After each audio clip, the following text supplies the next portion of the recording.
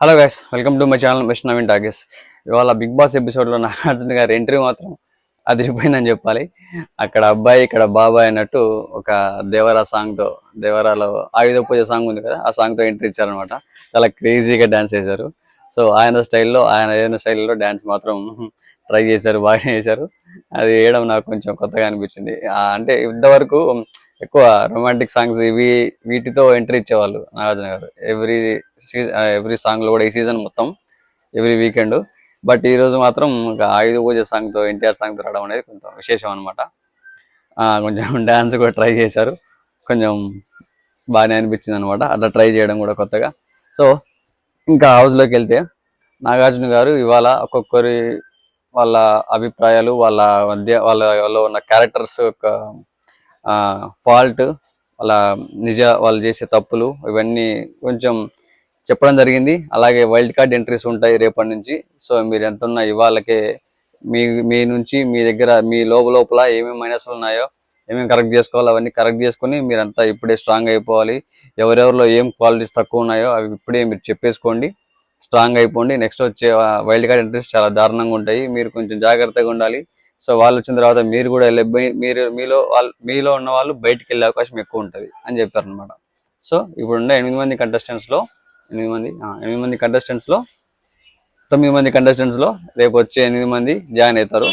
వీళ్ళందరిలో next week నుంచి competition ఎక్కువ ఉంటుంది. నామినేషన్ అయిన వాళ్ళలో ఎవరు బయటికి వెళ్తారో కూడా మనం గెస్ట్ చేయలేం. ఎందుకంటే ఇప్పుడు నెక్స్ట్ వచ్చే వాళ్ళు ఆల్రెడీ ముందు బిఫోర్ బిగ్ బాస్ లో ఉన్న వాళ్ళందరూ కాబట్టి వాళ్ళకి కొంచెం ఓటింగ్ పర్సంటేజ్ కూడా ఎక్కువ ఉండే అవకాశం ఉంది. అందులో వాళ్ళకి ఫ్యాన్ ఫాలోయింగ్స్ ఆల్రెడీ ఉన్నాయి. సో వాళ్ళు వచ్చి ఎంటర్టైన్మెంట్ స్టార్ట్ చేశారంటే, వాళ్ళు వచ్చి వాళ్ళ పర్ఫార్మెన్స్ చేశారంటే మాత్రం వీళ్ళకి ఖచ్చితంగా అదొక మైనస్ పడిపోతుంది. సో జాగ్రత్తగా ఆట ఆడుకుంటే వాళ్ళు ఖచ్చితంగా సర్వైవ్ కావాలి అనుకుంటే చాలా గట్టిగా పోటీగా వాళ్ళకు ధీటుగా ఆడగలగాలన్నమాట. అలా ఆడితేనే ఇప్పుడు బిగ్ బాస్ హౌస్ లో ఉండడానికి అవకాశం ఉంటుంది. లేదంటే ఖచ్చితంగా ఎటువంటి సందేహం లేకుండా వాళ్ళైతే బిగ్ బాస్ హౌస్ నుంచి బయటికి వెళ్లాల్సిందే. అది జరిగేది అనమాట. సో మన మిడ్ వీక్ లో ఎలిమినేషన్ అనేది జరిగిపోయింది, ఆదిత్యవం అన్నది. సో ఆయనతో కూడా మాట్లాడడం జరిగింది నాగార్జున గారు. సో ఆయన ఇవాళ పిలిపించి మాట్లాడారు. మళ్ళీ ఇంకో ఎలిమినేషన్ కూడా ఉంది, అది ఇవాళ తెలుస్తుంది. సండే రోజు, యాక్చువల్గా సండే రోజుకి ఎలిమినేషన్ అయిపోద్ది. ఇంకా 5 మందిలో ఆబ్వియస్లీ ఫస్టే చెప్పారు మన బిగ్ బాస్. మన ఆదిత్యవం అన్న ఎలిమినేట్ అయిన రోజు ఫస్ట్ 3 మెంబర్స్ ఎవరో సేవ్ అయ్యారో ఆల్రెడీ చెప్పారు. నిఖిల్, నబీల్, మణికంఠ, వీళ్ళు ముగ్గురు సేవ్. ఆల్రెడీ వీళ్ళ ముగ్గురికి ఓటింగ్ పర్సంటేజ్ ఎక్కువ ఉంది, టాప్ లో ఉన్నారు.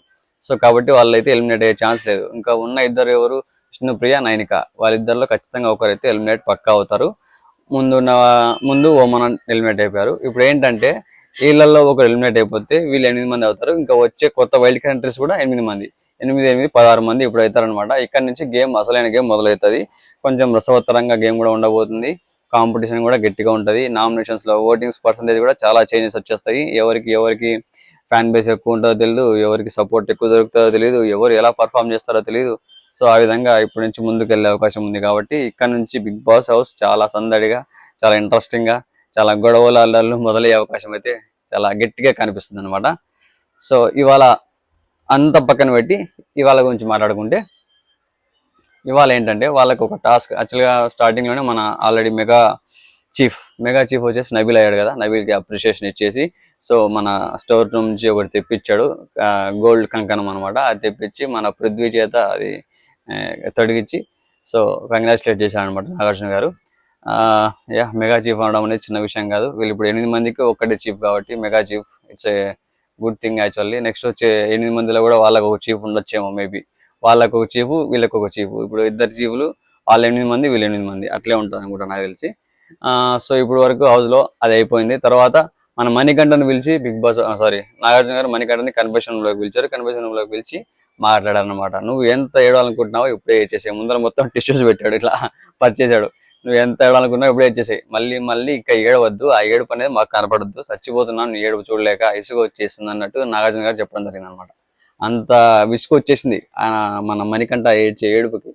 ప్రతి దానికి ఏడుపే, ఏ చిన్న ఇష్యూ జరగని ఏడుపే, అరుస్తూనే ఏడుస్తాడు. ఇది చాలా చూసి విసుగు వచ్చేస్తుంది.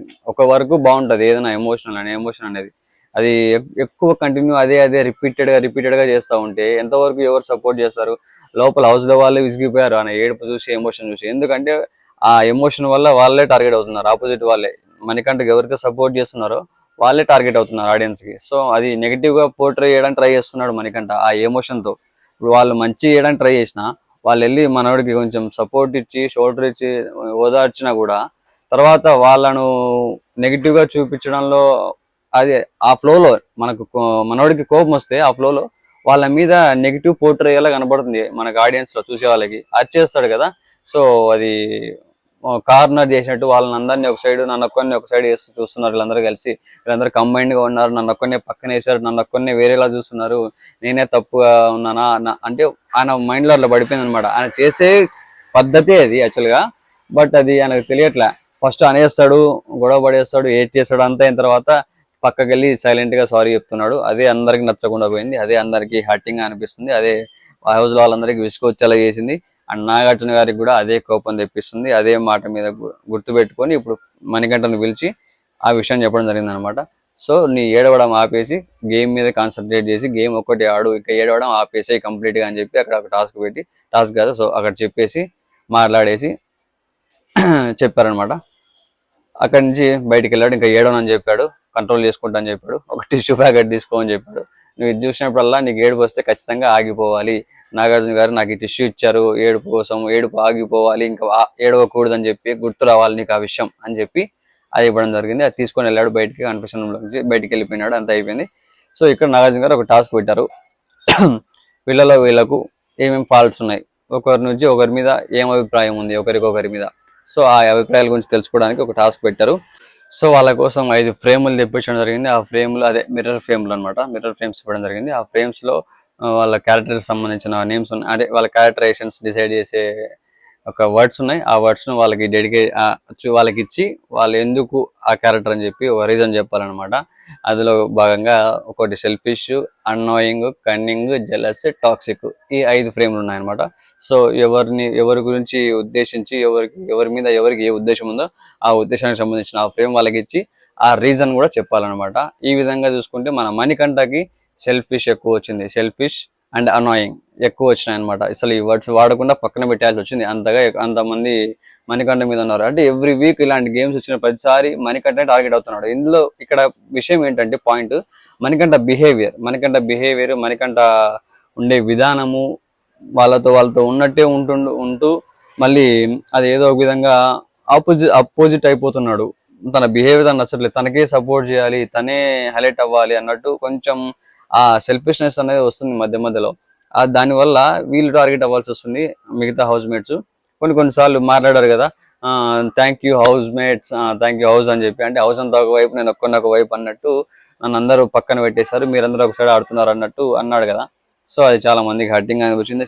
సీత కూడా దాని గురించి డిస్కషన్ పెట్టింది, దాని గురించి కొంచెం ఇష్యూ అయింది ఆ టైంలో. మళ్ళీ అదే ఇష్యూ ఇప్పుడు నాగార్జున గారు ఇక్కడ సీతతో అడగడం జరిగింది అనమాట. సీతకి మణికంఠకి జరిగిన ఆ విషయాన్ని మీరు సార్ట్ అవుట్ చేసుకున్నాం అని చెప్పి మణికంఠ చెప్పాడు. బట్ అది నువ్వు అరవడం మాత్రం హౌస్ లో గట్టిగా చేసావు, హౌస్ లో థ్యాంక్ యూ హౌస్ అని చెప్పేసి. బట్ మధ్యలో నువ్వు మాత్రం నీకు సారీ చెప్పాలనిపించిన మాత్రం పక్కకి వెళ్ళి చిన్నగా మాట్లాడుతున్నావు, అది ఎంతవరకు కరెక్ట్, అది కరెక్ట్ కాదు కదా అన్నట్టు నాగార్జున గారు కూడా చెప్పడం జరిగింది. అలాగే సీతకు కూడా అది కన్విన్సింగ్ గా లేదని చెప్పింది అనమాట. ఆయన అరిచేటప్పుడు గట్టిగా అరిచేస్తాడు, కానీ చెప్పేటప్పుడు మాత్రం సారీ చెప్పడానికి వచ్చినప్పుడు చిన్నగా మాట్లాడేసి అదేదో ఎవరికైనా పడకుండా పక్కకెళ్ళి తీసుకెళ్ళి చెప్తాడు. ఇలా చెప్పడం కరెక్ట్ లేదు సార్, అది మేము కార్నర్ అవుతున్నాం, మనకంటే ఇక్కడ సఫర్ అవ్వట్లేదు, మేము సఫర్ అవుతున్నాం, ఆయన కార్నర్ అవ్వట్లేదు, మమ్మల్ని అందరినీ కార్నర్ చేస్తున్నాడు అని చెప్పి విష్ణుప్రియ కూడా చెప్పడం జరిగింది అనమాట. సో ఈ విధంగా మణికంఠ యొక్క క్యారెక్టరైజేషన్ చాలా కన్ఫ్యూజింగ్ గా, చాలా డెలికేట్ మైండ్ ఉంది, కొంచెం ఫ్లిప్ అవుతూ ఉంటాడు, అటు ఇటు ఫ్లిప్ అవ్వడము, దాని మీద ఒక క్యారెక్టర్ స్టిక్ అయి ఉన్నాడు అనమాట. సో ఈ విధంగా చేంజెస్ ఒకటి అంటే స్పాట్ చేంజెస్ అనమాట, వెంటనే క్షణాలలో మారిపోతూ ఉంటాడు తనకు తగినట్టు ఆ సిచ్యువేషన్ బట్టి. చాలా అవి చూసే వాళ్ళకి హర్టింగ్ అనిపిస్తాయి. తన వరకు తను కరెక్ట్ అనుకుంటాడు, కానీ పక్కన వాళ్ళకి అవి హర్టింగ్ చేసేట్టుగా మాట్లాడతాడు ఆ టైంలో. ఇలా అయిపోవడం వల్ల అందరికి నెగిటివ్ గా అనిపిస్తున్నాడు. అందుకే మణికంఠకు సెల్ఫిష్, అన్నాయింగ్ అనేవి ఈ వర్డ్స్ అనేవి ఎక్కువ ఇవ్వాల్సి వచ్చింది. అలాగే టాక్సిక్ కూడా ఇచ్చారు.